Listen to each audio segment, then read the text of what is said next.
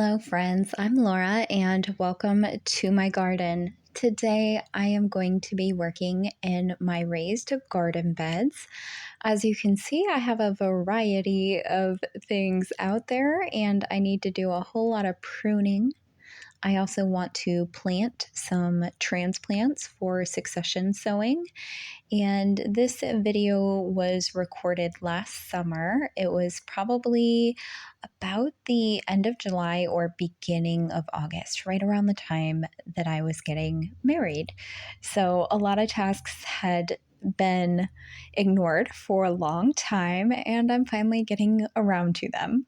So, as you can see here, I need to pull up a lot of the weeds that are growing behind my garden beds. That fence right there is perfect because it provides support for some of my taller plants like the dahlias or the sunflowers.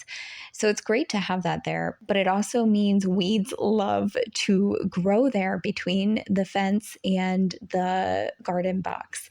Even though it's just a tiny amount of space, it's like an inch, they just go up through there because the neighbor's lawn service isn't going to weed whack right up next to our garden boxes by their side of the fence.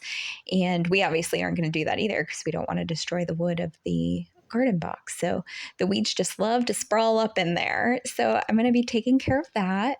I am also deadheading lots of flowers here today, doing a lot of pruning. It has been a long, hot, and very dry summer. Last year was a very dry summer, and I didn't really realize that until this summer when I had something to compare it to. A lot of plants were struggling by this point in middle, late summer.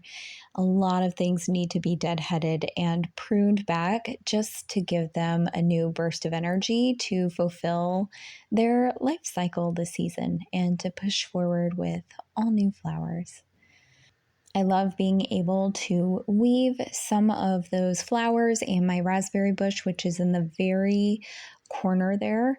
I love to be able to weave that through the metal mesh part of the fence here, just to, again, provide extra support for those branches of flowers and fruits, and also to give it more horizontal growing room as well, so things don't just grow out into the yard. This video has a very special place in my heart because you can see my wonderful, wonderful girl dog joining me for all of the gardening activities. And this is an ode to the best garden dog ever. And of course, I am partial by saying that. Very tragically, we lost her last autumn, and it was very unexpected and sudden. And this video, going back and editing it over a year after it was recorded, this video just, I don't know, it filled my heart in a very special way because this is how I remember her.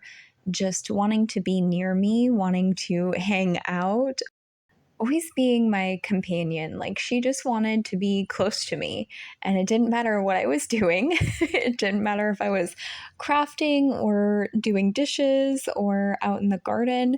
She wanted to be right underfoot or like within a 10-foot view of me. She loved being close and near to me and was such a wonderful companion. And so I love this video. You can see all throughout the video where she wanders in and finds a spot to lay down and then leaves for a little bit to explore the rest of the yard and then comes back. And such a loyal, wonderful dog. And I really miss my baby girl so much and loved the peace that this video brought me to be reminded of her and how devoted she was to being in my company. It was really the best, the best.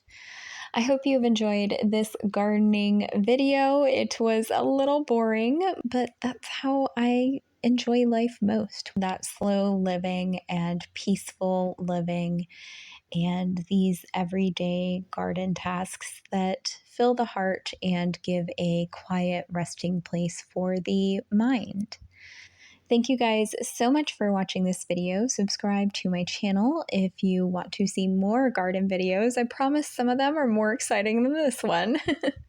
And I will catch you in the next video. Bye.